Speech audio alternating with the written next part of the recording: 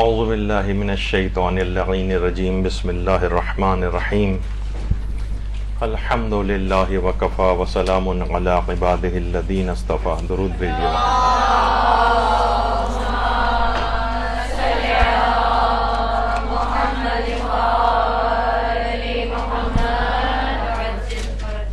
تہذیب نفس کے ساتھ علم دین کیسے حاصل کیا جائے، اس سلسلے کا درس نمبر 2. انشاءاللہ جلدی اس گفتگو ختم کریں گے اور ایک چھوٹے سے ایک نئے موضوع کے اوپر بھی آج ایک گفتگو کرنی ہے. تو مختلف طریقے بیان ہو رہے تھے، اس میں اگلا طریقہ یہ آنا تھا کہ دیکھیے جب تک گناہوں سے پرہیز نہیں ہوگا آخر تہذیب نفس کیسے حاصل ہوگی، جو سب سے اہم موضوع ہے. یعنی طالب علم جب تک اپنے آپ کو گناہوں سے نہیں بچائے گا تب تک وہ تہذیب نفس کو حاصل نہیں کر سکتا. یہی وجہ ہے کہ شہید ثانی نے منیت المرید کے اندر ایک واقعہ لکھا ہے کہ ایک طالب علم نے ایک دفعہ اپنے استاد سے اپنے حافظے کی کمی کی شکایت کی. تو استاد نے فرمایا کہ گناہ نہ کرو، کیونکہ علم جو ہے ایک فضل پروردگار ہے اور اللہ کا فضل گناہ گاروں کے اوپر یہ نہیں ہوتا ہے. یعنی ایسا نہیں کہ انسان بہت زیادہ گناہ گار ہو اور وہ علم اور یہ جو حافظہ ہے یہ اس کا بڑھتا چلا جائے. تو کچھ گناہوں کا نتیجہ یہ ہوتا ہے. اچھا، اس میں زیادہ خطرناک بات کیا ہے؟ زیادہ خطرناک بات یہ ہے کہ ممکن ہے کہ شیطان، کیونکہ دیکھیے شیطان بہت ہوشیار ہے، وہ ہو سکتا ہے کہ بہت زیادہ مشہور گناہ جو ہیں ان میں آپ کو مبتلا نہ کرے. البتہ ابتدائی طور پر طالب علموں کو اس میں بھی مبتلا کرتا ہے. وہ مثلا غیبت میں مبتلا کرتا ہے، جھوٹ میں مبتلا کرتا ہے.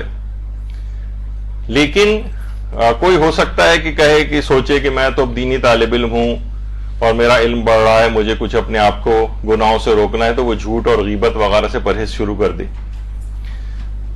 اور شیطان کو بھی پتا ہے کہ اب یہ گانے مثلا اب نہیں سنے گا یا سنے گی، اب وہ آپ کو بے حجابی پہ ہو سکتا ہے کہ آمادہ نہ کر سکے. شراب پینے کی طرف جو ظاہر ہے کوئی یہ جوا کھیلنے کی طرف مائل نہ کر سکے. لیکن زیادہ خطرناک بات یہ ہے کہ وہ گناہ، کچھ خاص قسم کے گناہ ہیں، ان کا یعنی رخ بدل کے وہ دوسرے گناہوں کی طرف آپ کو مبتلا کر سکتا ہے. حسد میں مبتلا کر سکتا ہے. صاحبان علم کے اندر حسد کے اندر ان کو مبتلا کرتا ہے. تکبر اب آپ کے اندر آ سکتا ہے. آپ دوسرے لوگ آپ کو بڑے حقیر لگیں گے، دیکھیے ان کو یہ بھی نہیں پتا، نہ ان کو دیکھیے وضو آتا ہے، نہ ان کو نماز آتی ہے، نہ ان کا حجاب صحیح ہے، نہ کچھ اور. تو اس میں مبتلا آپ کو کر سکتا ہے. ہٹ دھرمی کے اندر مبتلا کر سکتا ہے. جیسے جیسے علم بڑھتا ہے انسان اپنے کچھ نظریات میں راسخ ہو جاتا ہے، پھر کبھی مباحثہ ہوتا ہے، کچھ ہوتا ہے، تو آپ اپنی غلط بات پر ہی ڈٹی رہتی اور اسی غلط بات کے لیے دلائل تلاش کرتی رہتی. یہ بھی ہٹ دھرمی کے اندر آتا ہے، اس میں مبتلا کر سکتا ہے. شیطان آپ کو خود پسندی میں مبتلا کر سکتا ہے. میں جو کہہ رہی ہوں بس وہ صحیح، میرا علم جو ہے وہ کافی دوسروں کی نسبت بڑھتا جا رہا ہے. شیطان آپ کو جاہ طلبی میں، حب جاہ اور شہرت کے اندر مبتلا کر سکتا ہے. یعنی میرا کہنے کا مقصد یہ ہے کہ جو بہت مشہور گناہ ہیں ہو سکتا ہے کہ شیطان اس میں آپ کو مبتلا نہ کرے، لیکن جو کچھ غیر معروف یعنی جو اس لحاظ سے جو کہ عام طور پر لوگوں کی نگاہوں میں نہیں ہوتے ہیں، ان میں طالب علم کو مبتلا کر سکتا ہے. اب آپ کو یہ تہمت میں مبتلا کر سکتا ہے، سوء ظنی میں مبتلا کر سکتا ہے، بلکہ پروپیگنڈا وغیرہ جو ہوتا ہے اس کے اندر مبتلا کر سکتا ہے. دیگر صاحبان علم کا مذاق اڑانا، کتنے سوشل میڈیا کے پیجز ہم دیکھتے ہیں جو بہت سے اپنے تئیں صاحبان علم کہلاتے ہیں، وہ دیگر علماء کے چھوٹے چھوٹے سے کلپس کاٹ کے یا ان کے گروپ کے اور افراد کاٹ کے اور اس عالم کا مذاق اڑا رہے ہوتے ہیں. تو یہ علم کے لحاظ سے یہ ایک بہت ہی خطرناک بات ہے کہ جس کے اندر آدمی جو ہے مبتلا ہوتا ہے یا دوسروں کو اس کا گراؤنڈ پرووائڈ کرتا ہے. اسی طرح دوسروں کو حقیر سمجھنا، تو بہرحال یہ تمام چیزیں دیکھیے اس طرح کی ہیں کہ انسان اس کے اندر ان چیزوں کے اندر مبتلا ہوتا چلا جاتا ہے، اور اس قسم کے گناہوں کی طرف بہت آپ کو توجہ رکھنی ہے۔ آپ سوچ نہیں میں تو جھوٹ نہیں بول رہی، میں تو غیبت سے بھی اپنے آپ کو بچا رہی ہوں، دیکھیے میں تو حجاب بھی اچھا کرنے لگی ہوں، یہ تو ٹھیک ہے، اور گانے میں نہیں سن رہی یا کچھ اور اس طرح کی چیزیں، لیکن وہ دوسرے قسم کے گناہوں کے اندر آپ کو مبتلا کرتا ہے۔ کیونکہ کہا جاتا ہے نا، وہ جو شہید دست غیب شیرازی فرماتے تھے کہ ہر شخص کے علم کے مطابق شیطان اس کو گمراہ کر رہا ہوتا ہے۔ عام آدمی کے لیے اتنے زیادہ عالم شیطان کی ضرورت نہیں ہوتی، چھوٹے موٹے چیلے بھی اس کو بہکا دیتے ہیں، لیکن علماء کو بہکانے کے لیے ان کو عالمانہ طریقہ کار کو اختیار کرتا ہے، اس کے لیے بڑے شیاطین کی ضرورت پیش آتی ہے۔ تو جب انسان تقوی اختیار کرتا ہے تو خود قرآن نے بھی کہا کہ وَاتَّقُوا اللَّهَ وَيُعَلِّمُكُمُ اللَّهُ، تم تقوی اختیار کرو، اللہ تم کو علم دے گا۔ یعنی اس کا مطلب یہ کہ تقوی انسان اختیار کرے تو اللہ اس کو علم دیتا چلا جائے گا۔ جتنا انسان گناہوں میں گرفتار ہوگا اتنا اس کی واپسی کے امکانات ختم ہوتے چلے جائیں گے۔ کہا جاتا ہے نا، یہ تو ایک مثال کے طور پر میں بات بیان کر رہا ہوں کہ بہت سے لوگوں کی داڑھیاں گناہ کرتے کرتے سفید ہو جاتی ہیں، تو وہ آخری وقت تک انہی گناہوں کے اندر مبتلا رہتے ہیں۔ جس قدر ہو سکے جوانی میں یا ارلی ایج میں جو بھی حالت آپ کی اس وقت ہے اس میں اپنے آپ کو انسان کو تبدیل کر لینا چاہیے۔ جتنا آپ کا وقت ان گناہوں کے ساتھ گزرتا چلا جائے گا اتنا ان سے پیچھا چھڑانا مشکل ہوتا چلا جائے گا۔ یہی وجہ ہے کہ ہم دیکھتے ہیں کہ ہمارے علماء جیسے امام خمینی کی جوانی کی تصویر ملتا ہے، ان کے احباب بیان کرتے ہیں کہ جوانی ہی کے زمانے سے گناہوں سے اس قدر اجتناب کرتے تھے، خاص طور پر غیبت کے گناہ سے، کہ گویا جس جگہ بیٹھتے تھے وہاں تقریباً اس بات کا اعلان ہوتا تھا کہ غیبت اس مقام پر نہیں کی جائے گی، ممنوع تھی غیبت، یعنی جہاں آ کر بیٹھ گئے بس اب یہاں کسی دوسرے کے خلاف کوئی بات نہیں سنی جائے گی۔ بلکہ ان کے جو خطوط وعدہ دیدار کے نام سے شائع ہوئے ہیں اس میں بھی ظاہر ہے کہ جب انقلاب آ رہا تھا اور جلا وطنی کی زندگی گزار رہے تھے تو لوگ خطوط لکھتے تھے، تو ادھر ادھر بہت سارے افراد کی شکایتیں بھی جاتی تھیں، تو امام خمینی جواب میں لکھتے تھے کہ مجھے اس قسم کی باتوں سے کوئی دلچسپی نہیں، ایک دوسرے خلاف باتیں مجھے بالکل نہ لکھی جائیں، سننا پسند ہی نہیں کرتے تھے۔ بلکہ اگر کبھی ایسا ہوتا تھا اسی جوانی کے دور میں ہی کہ جب کبھی غیبت کوئی کرنے لگتا تھا انہیں اندازہ ہوتا تھا کہ شاید اب یہ بات رخ موڑ کر غیبت کی طرف جانے والی، تو فوراً اپنی گفتگو کا رخ بھی موڑ دیتے تھے اور کوئی اور گفتگو شروع کر دیتے تھے جو بالکل ارریلیونٹ ہوتی تھی، جس کا کوئی اس موضوع سے تعلق نہیں ہوتا تھا۔ تو لوگ سمجھ جاتے تھے کہ نہیں اب یہ بات اس طرف جا رہی تھی جس کو یہ بھاگ گئے ہیں اور اب یہ غیبت کی طرف نہیں جائے گی۔ یہ وجہ ہے کہ ان افراد کی تبلیغات کے اندر اتنا اثر ہے کہ اس کے بعد پورے کا پورا ایک انقلاب برپا کر دیا۔ ایران کی حالت کیا تھی اور اس کے بعد کس طرح سے کہ اسلامی انقلاب آیا، اس وجہ سے کہ جو افراد اس طرح کے ہوتے ہیں، جو اتنے عامل ہوتے ہیں دین پر، پھر ان کی باتوں میں بھی اتنا ہی اثر پیدا ہوتا چلا جاتا ہے۔ اسی طرح سے محدث قمی شیخ عباس قمی صاحب مفاتیح الجنان، ان کے سامنے بھی کسی کو غیبت کی ضرورت نہیں ہوتی تھی، خواہ وہ کسی طبقے کا انسان بھی کیوں نہ ہو، یعنی خواہ وہ عام طالب علم ہو یا کوئی عالم ہو یا کوئی بھی ہو، ان کے سامنے بھی کسی کو ضرورت نہیں ہوتی تھی۔ بلکہ اس قدر محتاط تھے، اس بات سے اس کا اندازہ لگایا جا سکتا ہے کہ انتقال سے پہلے تہران کے عالم دین ان کے عیادت کو پہنچے تھے، تو دیکھا کیا شیخ عباس قمی بہت زیادہ بے چین ہے۔ تو وہ کہتے ہیں کہ بہت پہلے لوگوں نے پوچھا کہ بھئی بے چینی کا سبب کیا ہے، تو کہا بہت پہلے جب میں حج پر گیا تھا تو وہاں ایک عالم سے کسی مسئلے پر مجھ سے غلط بیانی ہو گئی تھی، آج تک میں اس بات کو سوچ رہا ہوں کہ میں محضر خدا میں پروردگار عالم کے سامنے کیا جواب دوں گا۔ اس ایک بات جو سالوں پہلے ہو چکی تھی اور یقیناً اس کی توبہ بھی کر چکے تھے کہ میں نے ایک غلط بیانی اس وقت کیوں کر دی کسی دلیل کو پیش کرتے ہو۔ تو اس سے بھی آپ اندازہ لگائیں کہ ایک دینی طالب علم کے متعلق بھی یہ بات کہی جاتی ہے کہ اسے گناہ تو چھوڑیے، مباحات کے اندر بھی زیادہ نہیں پڑنا چاہیے۔ شہید اول ہیں، انہوں نے جگہ پہ لکھا ہے کہ عمر کو مباح کاموں میں صرف کرنا، خواہ کم مقدار ہی کے اندر کیوں نہ ہو، سوائے نقصان کے کوئی اس کا فائدہ نہیں۔ دیکھیے بہت سی چیزیں جو مباح ہوتی ہیں، ان کو مباح وہی ہوتا ہے نا کہ جس کو کرنے میں کوئی ثواب نہ ہو، اور اگر آپ نے کر لیا جائے تو کوئی گناہ نہ ہو۔ وہ کہتے تھے یہ بھی تو نقصان کی بات ہے کہ کوئی ایسا عمل آپ انجام دے رہے ہو جسے کرنے میں کوئی ثواب ہی نہیں ہے۔ اور دوسرا ایک اور نقصان یہ ہوتا ہے کہ انسان اپنے درجات میں کمتر ہوتا جتنے مباحات پر عمل کرتا جاتا ہے، یعنی اپنی زندگی کو اسی کے اندر لگا رہا ہے جس میں کوئی ثواب نہیں ہے، تو وہ اپنے درجوں سے نیچے کی طرف جاتا چلا جاتا ہے۔ کتنے ہمارے علماء ایسے گزرے ہیں جیسے مقدس اردبیلی،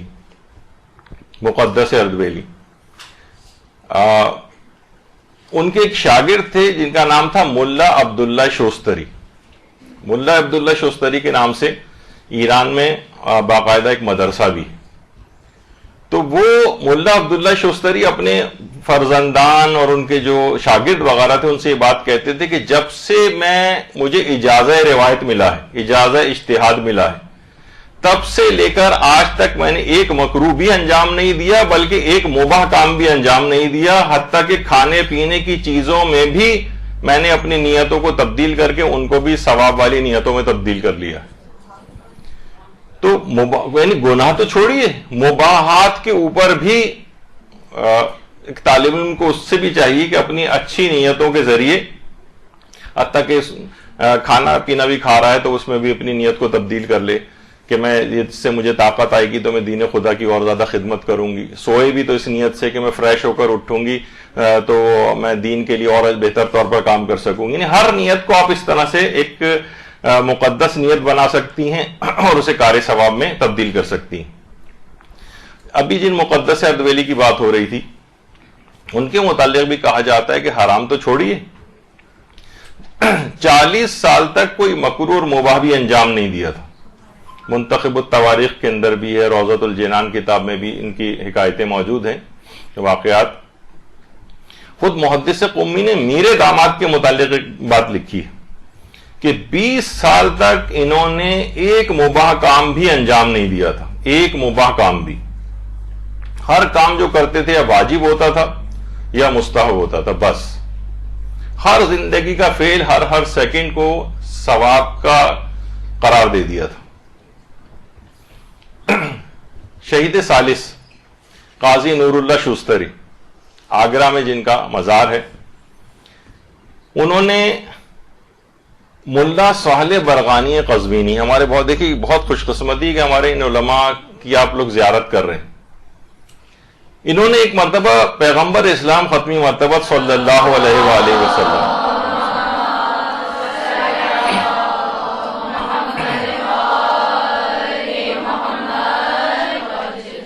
کو خواب میں دیکھا اور کہا کہ یا رسول اللہ اس کی کیا وجہ ہے کہ سابقہ علماء صاحب کشف ہوتے تھے، صاحب مکاشفہ ہوتے تھے، صاحب کرامت ہوتے تھے، یہ باب اب کیوں بند ہو گیا، یہ دروازہ کیوں بند ہو گیا، اب پہلے جیسے ہمیں نہیں نظر آتے، واقعتاً ہم دیکھتے ہیں۔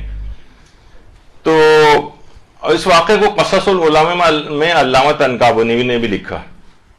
تو پیغمبر اسلام نے اس کی ایک وجہ ملا صالح برغانی قزوینی کو بتائی، کہا کہ گزشتہ علماء نے اپنی زندگی میں جو عمل کرتے تھے ان کو 2 حصوں میں تقسیم کر رکھا تھا، یا تو واجب کرتے تھے، یعنی واجب و حرام بس 2 کے اندر ڈیوائیڈ کیا ہوا تھا، مستحبات پر بھی واجبات کی طرح سے عمل کرتے تھے اور مکروہات اور مباحات سے بھی حرام کی طرح سے بچتے تھے، بس یہ 2، واجب یا حرام اس کے اندر۔ جبکہ آج کل جو ہیں انہوں نے 5 حصوں میں تقسیم کر رکھا ہے، واجب، حرام، مستحب، مکروہ، مباح۔ وہ تو ٹھیک ہے یہ والی تقسیم، اس کے اوپر پیغمبر نے اعتراض نہیں کیا، بلکہ کہا کہ اس وقت جو لوگوں نے اس پہ چلے گئے ہیں، یعنی جو مفہوم ہے ان کے خواب کا وہ یہ ہے کہ لوگ اب سوچتے ہیں مستحب ہی تو ہے چلو اس کو چھوڑ دو، مکروہ ہی تو ہے چلو انجام دیا جا سکتا ہے، مباح ہے جائز تو ہے، تو بہت سے جائز کام بھی کرتے چلے جاتے ہیں اس لحاظ سے۔ تو پہلے علماء مستحبات پر بھی واجبات کی طرح سے عمل کرتے تھے اور مکروہات اور مباحات سے بھی حرام کی طرح سے بچتے تھے، تو کیا ہوا کہ روحانیت ان کی مسلسل ترقی کرتی چلی گئی۔ تو اسی وجہ سے کیونکہ موجودہ زمانے میں لوگ اس کا التزام نہیں کرتے ہیں، لہٰذا یہ جو کرامات کا باب ہے یا کشف اور مکاشفے کا، یہ کم سے کم تر ہوتا چلا گیا، یہ والی صورتحال ہو گئی. تو یہی وجہ ہے کہ جن کا پچھلی دفعہ بھی تذکرہ آیا تھا ملا حسین قلی حمدانی کا، ان کے جو شاگرد تھے شیخ بہاری حمدانی، وہ فرماتے تھے کہ جس قدر بھی ممکن ہو سکے انسان کو چاہیے کہ مکروہات سے بھی پرہیز کرے اور جتنا ہو سکے مستحبات کو انجام دے، مکروہات کو حقیر نہ سمجھے. فرماتے ہیں کہ کئی مرتبہ ایسا ہوتا ہے کہ کسی مکروہ کا ترک کرنا یا کسی چھوٹے سے مستحب کام کا انجام دینا بعض اوقات بڑی بڑی چیزوں سے بڑھ جاتا ہے. تو یعنی حقیر سمجھ کے ان کو نہ چھوڑ دیں. یعنی انسان ان چھوٹے مستحبات پر عمل کر کے یا کسی مکروہ سے اپنے آپ کو بچا کر لے جائے تو وہ مقرب بارگاہ الہی ہوتا چلا جاتا ہے. اب البتہ ظاہر ہے کہ اس میں کوئی ایسا نہ ہو کہ کوئی مایوسی سے آپ کو پیدا ہونے لگے کہ ہم کیسے جو ہے وہ اس کام کو کر سکتے ہیں اور اتنے مقام کو ہم کیسے حاصل کر سکتے ہیں. جس قدر بھی ممکن ہو عمل شروع کر دیجیے اور پھر انسان آہستہ آہستہ کر کے ترقی کرتا جائے. یعنی جس قدر مستحبات کے اوپر جو ہے وہ عمل کرے گا اور جس قدر وہ واجبات کی پابندی کرے گا، جس قدر مکروہات اور مباحات سے اپنے آپ کو بچائے گا، اتنا ہی وہ اس کا تہذیب نفس حاصل ہوتی چلی جائے گی. اچھا ایک اس کے لحاظ سے بھی سوچئے، ایک مثلا اگر کوئی شخص مستحبات پر بھی بہت زیادہ کاربند ہو تو بہت امکان اس کا ہوگا کہ اس سے کوئی واجب ترک نہیں ہونے پائے گا. جب یہ مستحبات پر اتنا عامل ہے تو واجبات کب چھوڑے گا؟ اور جس قدر کوئی شخص مکروہات سے اپنے آپ کو بچائے گا تو اس بات کا لازمہ بنے گا کہ اس سے حرام کام بھی نہیں ہو پائے گا کہ جب یہ مکروہات سے اور مباحات سے اپنے آپ کو اتنا زیادہ بچاتا ہے تو یہ کیسے ممکن ہے کہ اس سے کوئی حرام ہو جائے. تو خود بخود یہ سیف گارڈ کے طور پر کام کریں گے آپ کے لیے اور ایک خاص حد سے زیادہ آپ کو آگے نہیں جانے دیں گے اگر آپ نے مستحبات اور مکروہات کی بھی پابندی کی. تو بہرحال یہ تمام چیزیں ایسی ہیں کہ اس کا بڑا آپ کو خیال رکھنا چاہیے. اچھا جس طریقے سے دیکھیے ابھی آپ نے دیکھا کہ گناہ آپ کی روح کے اوپر بہت اثر انداز ہوتے ہیں، اسی طریقے سے کچھ چیزیں اور ایسی ہیں کہ جو میں نے نوٹ کی ہیں عام طور پر، جو کہ آپ کی صحت اور جسم کو بھی نقصان پہنچاتی ہیں. اچھا جس کی صحت ٹھیک نہیں ہوگی نا وہ علم دین بھی صحیح حاصل نہیں کر سکے گا. مثلا اسی کے اندر چیز آتی ہے غذا اور غذائیت کا خیال کرنا. بیلنس ڈائٹ آپ کی ہونی چاہیے، صحیح کیلورک ویلیو کے ساتھ. تھوڑی سی بعض اوقات جب آپ کے ہاتھ میں ہر وقت انٹرنیٹ اور یہ سب کچھ موجود ہوتا ہے تو اپنے آپ کو تھوڑا سا اس لحاظ سے بھی ایجوکیٹ کریں کہ صحت کے اعتبار سے آپ کی کتنی کیلورک ویلیو کی نیڈ ہے روزانہ کی، کتنی آپ کو بیلنس ڈائٹ کے تحت آپ کو چیزیں لینی چاہیے اور صحیح پروپورشنز کے اندر لینی چاہیے. اور پتہ چلا بعض اوقات آدمی جو ہے نا ایک ہی چیز کو کھائے چلا جا رہا ہوتا ہے اور دیگر چیزوں سے اپنے آپ کو، مثلا کوئی شخص ناشتہ کر رہا ہے بس صرف بریڈ اور جو ہے وہ انڈا کھا رہا ہے، مثلا کسی دوسری طرف جاتا ہی نہیں. ورائٹی رکھیں. یعنی بعض اوقات یہ بھی ہوتا ہے نا بیلنس ڈائٹ بس ایک پراٹھا ہے تو پراٹھا ہی کھائے چلا جا رہا ہے 50 سال سے، وہ مثلا کچھ تو اپنے آپ کو تبدیل کرے، اچھی چیزوں کی طرف لے کے جائے. اور بھی اللہ کی بڑی ورائٹی والی چیزیں ہیں. تو گڈ سورس آف انرجی جس سے آپ کو ملے وہ آپ کو خاص طور پر لینی چاہیے. اچھا کچھ تو غذاؤں کے جسمانی اثرات ہیں، غذاؤں کے روحانی اثرات پر بھی ہمارا 1.5-2 گھنٹے کا لیکچر ہو چکا ہے کہ جس میں اپنی روحانیت کو کن غذاؤں سے قوی کیا جا سکتا ہے. وہ اس موضوع پہ تھا جو ظاہر آج کا موضوع نہیں ہے میرا، بس میں نے اشارہ کر دیا. انٹرنیٹ پہ بھی موجود ہے، مدرسے کے پیج پہ بھی موجود ہے، تو وہ ضرور آپ اس کو لے کے سنیں تو اس سے آپ کو پتہ چلے گا کہ غذاؤں کے روحانی اثرات بھی کیا ہوتے ہیں، کن کن کھانوں کو ریکمینڈ کیا گیا ہے اسلام میں اور اس کا کون سا روحانی اثر بتایا گیا ہے. اچھا اسی طرح سے آپ کو نیند بھی اپنی صحیح رکھنی ہے، نہ بہت زیادہ کم ہو نہ بہت زیادہ بڑھ جائے، نہ 6 گھنٹے سے کم ہو نہ 8 گھنٹے سے زائد ہو.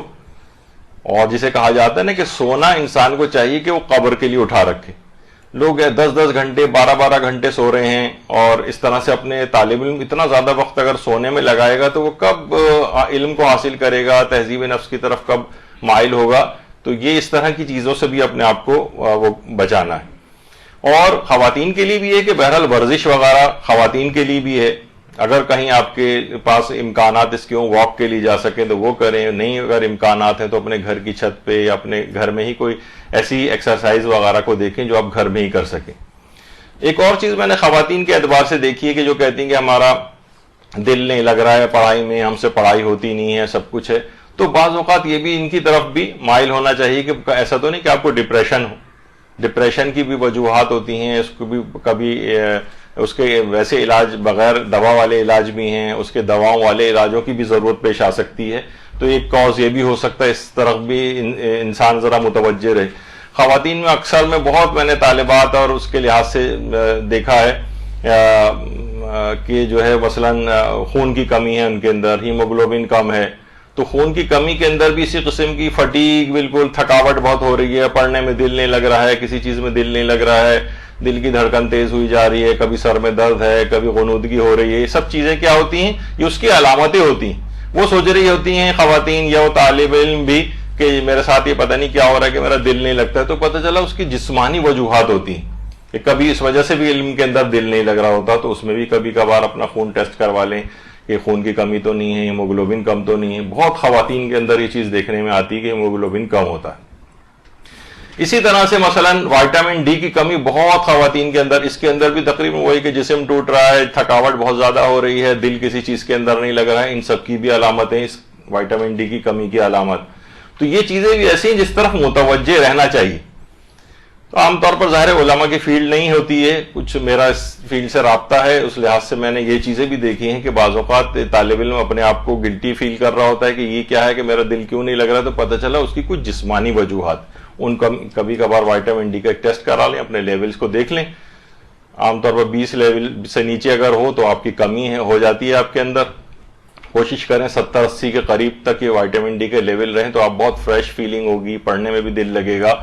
اور اس کے بہت آسان طریقے بھی ہیں، انجیکشن پینے بھی والے بھی ہوتے ہیں، گولیاں بھی کہ ڈاکٹر سے آپ رجوع کر کے اپنے لیے لکھوا سکتی. تو یہ تمام چیزیں دیکھیں کس طرح کی ہوتی ہیں. تو اس میں آپ کو طبی نوعیت کی یہ بھی میں نے بتانا اس وجہ سے ضروری سمجھا کہ یہ بھی وجوہات ہوتی ہیں بعض اوقات جس کی وجہ سے پڑھائی میں دل نہیں لگ رہا ہوتا ہے. آج کل کے جوانوں میں ایک چیز اور بھی ہے، وہ ہے کاہلی. بعض اوقات وہ جو کاہلی ہے وہ ان فزیکل وجوہات کی وجہ سے بھی ہوتی ہے، جو بھی میں نے خون کی کمی، وائٹامن ڈی کی کمی اور اس طرح کی جو اور کوئی بیماری ہے کسی کو. خواتین کو عام طور پر تھائرائڈ کی کوئی نہ کوئی پرابلم ہوتی ہے، وہ بھی کبھی کبھار ڈاکٹر سے جا کے چیک کروا کے وہ اس کی بھی وجوہات اس قسم کی جو علامتیں ہو جاتی ہیں. تو دیکھیے ہٹ دھرمی جو کہا جائے کہ سستی والا جو مرض ہے، کاہلی والا جو مرض ہے، یا ہٹ حرامی والا جو مرض ہے مردوں کے اعتبار سے جو بہت ہوتا ہے کہ سست پڑے ہوئے ہیں، گھر میں کام پہ نہیں جا رہے ہیں، تو یہ تمام چیزیں کیا ہیں اس کے نتائج کیا نکلتے ہیں؟ عام طور پر اس کے کچھ مظاہر نظر آتے ہیں کہ ہر چیز کو وہ شخص ٹالتا ہے. یہ آج پڑھنا تھا، چلیں یہ کل پڑھ لوں گی، کسی اور دن پڑھ لوں گی، نہیں ابھی بہت مشکل ہے، ابھی دل نہیں لگ رہا ہے، نہیں بہت سارے اس کے پاس ہزاروں ایکسکیوزز آتے چلے جاتے ہیں. اچھا ایک چیز اور بھی دیکھی گئی ہے کہ راتوں کو دیر تک جاگنا اور یہ ہر وقت اس کے جو قیدی بن کے رہ گئے، یہ بھی ایک بہت بڑی وجہ ہے جو آپ کو ڈسٹریکٹ کرتی ہے. اس کو اپنے ہاتھوں سے یہ جو ایک مشین آ گئی ہے جس کی بہت سے اچھائی بھی ہیں لیکن اس کے نقصانات یہ بہت زیادہ بڑھتے چلے جا رہے ہیں. تو بہرحال یہ بھی انسان کو کوشش کرنی چاہیے کہ یہ اپنے آپ کو اس ایک لمیٹڈ اس کا یوز رکھے. ہر وقت ہاتھ میں یہ بہت سی روایات ملتی ہیں نا کہ جو آلات موسیقی جو موسیقار ہوں گے ان کا ایک عذاب ہوتا ہے کہ آلات موسیقی ان کے ہاتھوں پر چپک جائیں گے. بہت کچھ روایات میں یہ بات آئی ہے، یا ایک وہی ان کے سروں اور سینے کے اوپر مارے جا رہے ہوں گے. تو یہ اس طرح کی ایک عذاب ایک بن کے رہ گیا کہ ہر وقت یہ ہاتھوں میں آپ کے چپک گیا ہے، کسی وقت چھوٹتا نہیں ہے. یہ اس سے کیا ہے کہ اس سے پڑھائی میں بھی دل نہیں لگتا. اس میں ڈسٹریکٹ کرنے کی اتنی زیادہ چیزیں موجود ہیں، اچٹی پچٹی ٹائپ کی معلومات ادھر سے آ گئی ادھر سے آ گئی، اس کو آپ بس دیکھے چلی جا رہی ہیں، فضول اپنا اسکرول کر رہی ہیں اس کو. تو یہ ایک بہت ایک عذاب ہے. اس کو ہاتھ سے باقاعدہ قسم کھا کے کہ میں 2 گھنٹے تک کم سے کم اس کو ہاتھ نہیں لگاؤں گی، 3 گھنٹے تک ہاتھ نہیں لگاؤں گی، اس دوران واقعی آپ اس کی آواز بند کر کے اور پڑھائی اپنا کرنے بیٹھے.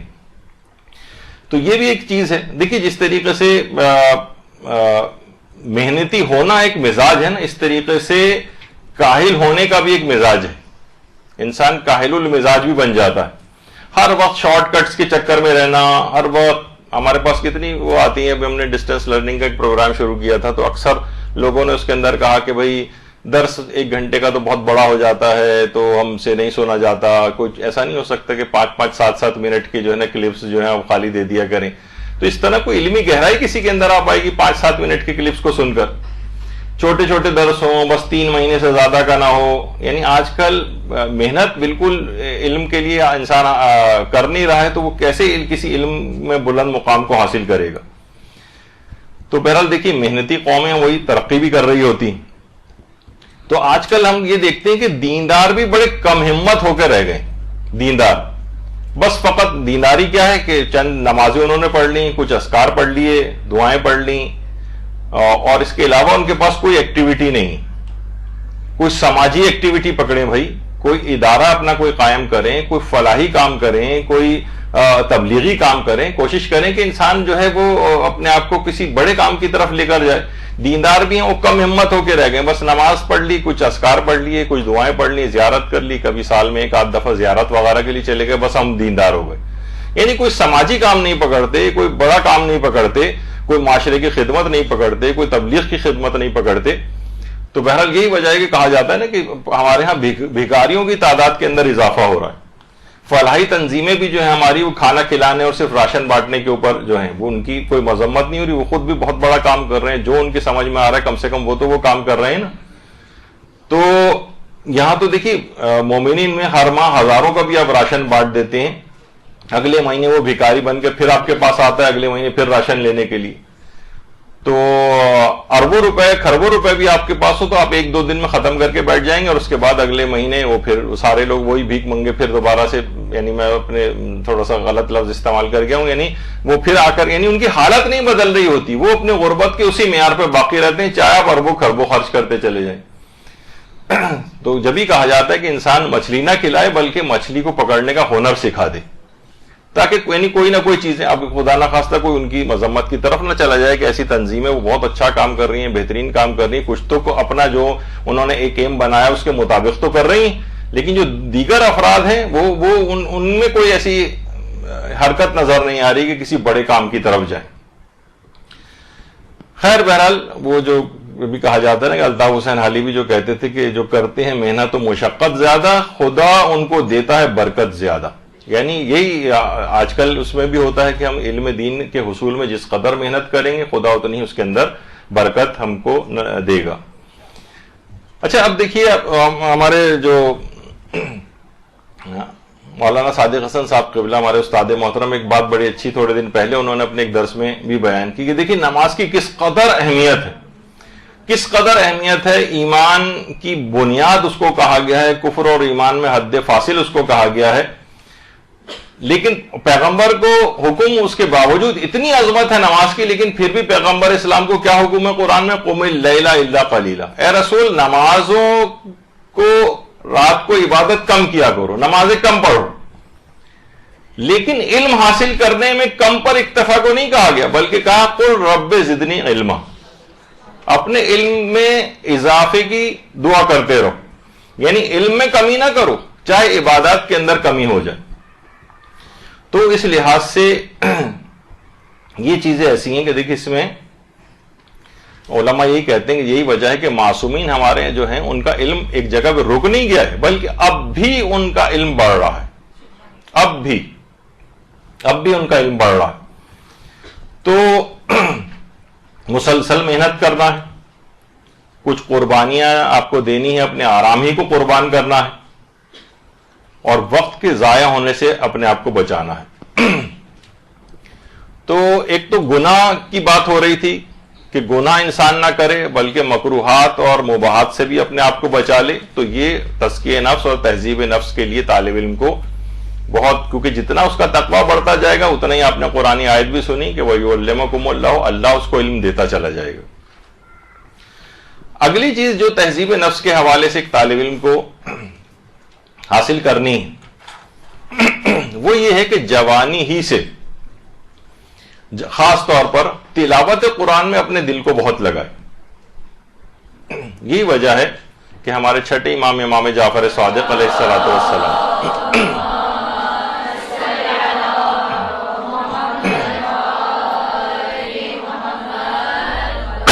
فرماتے ہیں کہ جو شخص قرآن کی تلاوت کرے اس حال میں کہ وہ جوان اور با ایمان ہو، قرآن اس کے خون و گوشت کے ساتھ مل جائے گا. تو جب قرآن اس کے خون اور گوشت کے ساتھ مل جائے گا تو آپ خود سوچیں گے کس قدر تہذیب نفس اس کو حاصل ہوگی. اس کا مطلب ہے کہ دینی طالب علم کو بہت زیادہ تلاوت قرآن وہ کرنی چاہیے, اور کوشش کریں کہ جو آپ پڑھتی جائیں اس پر عمل بھی کرتی جائیں. یہی وجہ ہے کہ ہمارے حضرت امیر المومنین علیہ الصلوۃ والسلام ارشاد فرماتے ہیں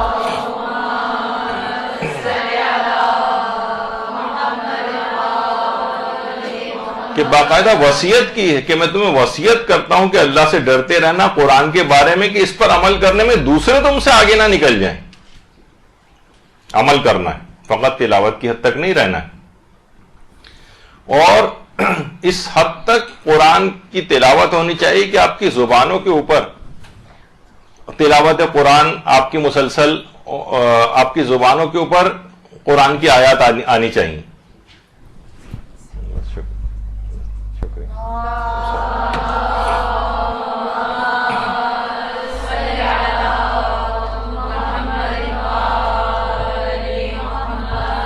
آپ کی گفتگو کے اندر قرآنی آیات موجود ہونی چاہیے. مثلا کسی سے اگر آپ کوئی چیز کہہ رہی ہوں, بات کر رہی ہوں, آپ کہیں گے دیکھا نہیں قرآن کی فلاں آیت کے اندر یہ بات آئی ہے, حکم قرآن کی فلاں آیت کے اندر موجود ہے. تو یہ سب چیزیں کیا ہیں کہ آپ کو واضح طور پر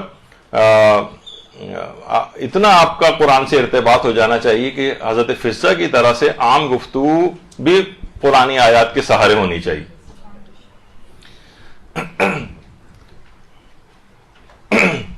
یعنی قرآنی آیات کا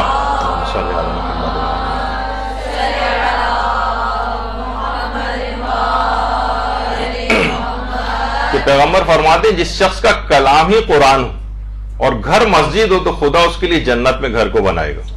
یعنی اس کی زبان پر اس قدر قرآن ہونا چاہیے, اپنے گھر مسجد کے معنی اس قدر عبادت گھر کے اندر وہ کرتا ہو.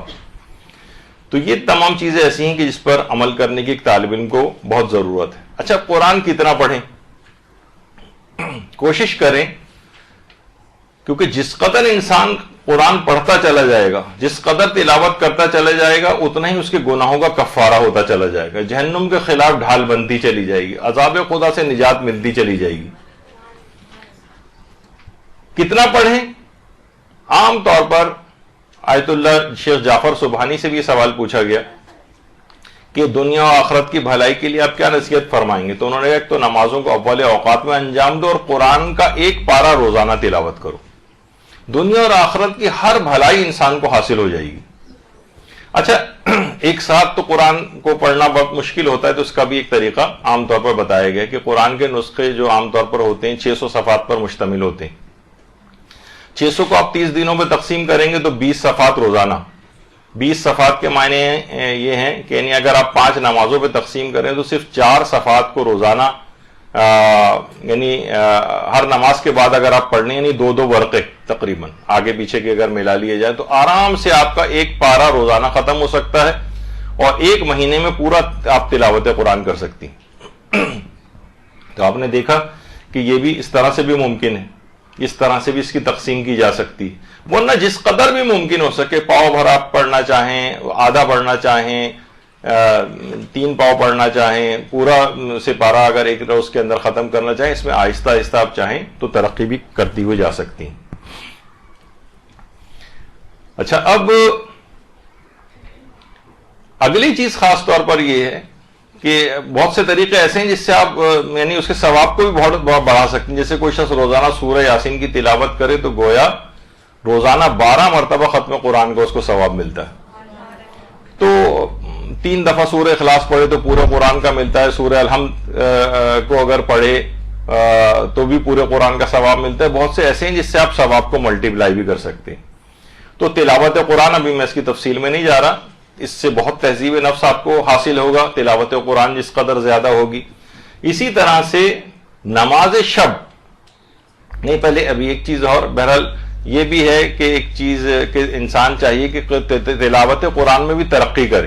ابھی میرے پاس اتنا وقت نہیں ہے, ورنہ 50 آیتوں کی جو اگر کوئی 10 آیتوں کی تلاوت کرتا ہے تو اس کا یہ ثواب ہے, 50 کا یہ ہے, اور 100 آیتوں کا یہ ہے, اور 200 آیات کا یہ ہے, اور 500 1000 آیات کا الگ الگ ثواب ہے. تو اس میں چاہیے کہ انسان زیادہ سے زیادہ اپنے آپ کو بڑھاتا چلا جائے. اس میں بھی ترقی کرے, ایک جگہ پہ اٹک کے نہ رہ جائے, جس قدر بھی اس کے لیے ممکن ہو سکے تلاوت میں اپنے آپ کو بڑھائے. اگلی چیز ہے کہ آیت اللہ بہجت بھی فرماتے تھے کہ ظاہری اور باطنی پستیوں سے نکلنے کے لیے نماز شب کی پابندی کرے. یہ باقاعدہ کنجی ہے اس کام کے لیے. نماز شب اگر کوئی بالکل پڑھنے کی عادی نہیں ہے تو ایک رکعت سے نماز وتر پڑھنا ہی صحیح اپنی ابتدا کرے, اور اس کے بعد نماز شفا اور وتر جو ہے وہ اگر پڑھے 3 رکعت, پھر اس کے بعد 8 رکعت کر دے, پھر پوری 11 رکعتیں پڑھنے لگے, تو اس طرح سے بھی ممکن ہے. تو اس سے کیا ہوتا ہے کہ ایک تو پچھلی ساری برائیاں ختم ہوتی چلی جاتی ہیں, بلکہ برائیاں نیکیوں کے اندر بدلنے لگتی. قرآن کی آیات بھی یبدل اللہ سیئاتہم حسنات, پروردگار عالم اس کی برائیوں کو نیکیوں کے اندر تبدیل کرنے لگتا ہے. تو انسان کو چاہیے کہ نیکیاں جو ہیں اس طرح سے برائیوں کو ختم کرتی ہیں, اور یہ مومن کی جو نماز شب ہے یہ بھی گناہوں کو ختم کرتی چلی جاتی ہے. تو جب گناہ ختم ہوتے چلے جائیں گے اور اس کی جگہ نیکیاں لینے لگیں گی تو یہ خود بخود تہذیب نفس اس کے اندر آتی چلی جائے گی. تو نماز شب کی لازمی پابندی کرنا ہے, اس سے بچنے کا کوئی طریقہ کار نہ ڈھونڈیے, اس کے بغیر زندگی نہ گزاریں ورنہ علم حاصل نہیں ہوگا. البتہ یہ بھی دماغ میں رہے کہ جھوٹ بولنے سے نماز شب کی توفیق ختم ہوتی. جتنا اپنے آپ کو جھوٹ بولنے سے بچائیں گے اتنا زیادہ آپ کو نماز شب کی توفیق حاصل ہوگی. تو بہت سے علماء تو ہمارے یہاں تک اس بات کو کہتے رہے ہیں کہ آج تک کوئی بھی شخص نماز شب اور سحر خیزی یعنی نماز فجر سے پہلے اٹھ کر عبادت کے اندر اپنے وقت کو لگانا, آج تک کوئی بھی شخص جس نے کوئی بلند مقام روحانی حاصل کیا ہے ان 2 چیزوں کے بغیر حاصل نہیں کر سکا. یا نماز شب کی پابندی کیے بغیر اور سحر خیزی کی پابندی کیے بغیر کوئی شخص کسی بڑے روحانی مقام تک پہنچ ہی نہیں سکا ہے جب تک یہ 2 چیزیں اس کے پاس نہ ہو, خواہ وہ کتنا ہی محنتی اور قابل کیوں نہ ہو. یہی وجہ ہے کہ ہمارے جو علماء ان کے واقعات میں ملتا ہے. آیت اللہ سید محمد حسین نجفی کوچانی فرماتے ہیں کہ اصفہان کے مدرسے میں طالب علموں کے جو حجرے تھے وہ آپس میں ملے ہوتے تھے, تو کہہ رہے ہیں ہم طاقچوں میں سوراخ کر کے رسی کے سرے اپنے پاؤں پہ باندھ لیتے تھے ایک دوسرے کے, کہ جس کی بھی آنکھ کھل جائے وہ رسی کھینچ کر دوسرے ساتھی کو نماز شب کے لیے بیدار کر دے.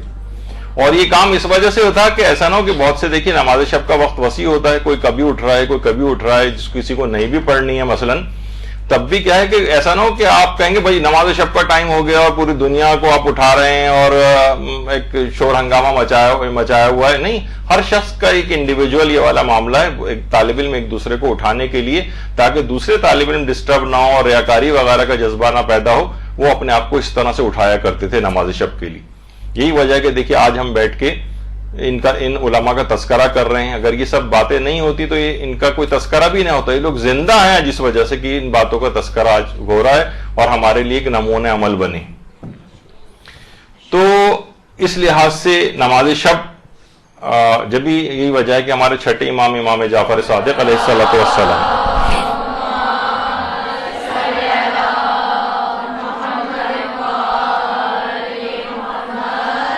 کہ نمازیں فرماتے تھے کہ نماز شب کا نہ پڑھنے والا ہی ہمارے شیعوں میں سے ہی نہیں, لیس منا من لم یصلی صلاۃ اللیل. تو اس کی بڑی تاکید ہے, نماز شب بالکل فراموش نہیں ہونی چاہیے ورنہ تزکیہ نفس حاصل نہیں ہو سکے گا اور کوئی بڑے مقام تک نہیں پہنچا جا سکتا. اس کے بعد ایک نماز اور بھی ہے, وہ ہے نماز جعفر طیار. یہ کوشش کریں یہاں سے ابتدا کریں کہ مہینے میں کم سے کم 1 مرتبہ ہو جائے نماز جعفر طیار. حضرت جعفر طیار اردن میں جن کا روضہ ہے, جنگ موتا میں ان کی شہادت ہوئی تھی, پھر وہیں موتا ہی کے علاقے میں دفن ہوئے ہیں. تو نماز جعفر طیار اس کی بڑی اہمیت ہے, اور اس لحاظ سے بھی نماز جعفر طیار کے متعلق آیت اللہ بہجت فرماتے تھے کہ جن خواتین کی یا حضرات کی شادی نہیں ہو رہی ان کے لیے بھی نماز جعفر طیار کا پڑھنا بڑا مجرب. تو اس لحاظ سے بہت ضروری چیزوں میں سے ہے. کم سے کم 1 مہینے میں 1 دفعہ ابتدا کریں, پھر ہفتے میں کم سے کم 1 دفعہ پڑھ لیا کریں, یعنی مہینے میں 4 دفعہ ہو جائیں گی. اور کوئی اور زیادہ محنت کر کے روزانہ اگر نماز جعفر تیار پڑھنے لگے تو کیا ہی کہنا دنیا اور آخرت کی تمام مشکلات اس کی حل ہو جائیں گی. نماز جعفر تیار.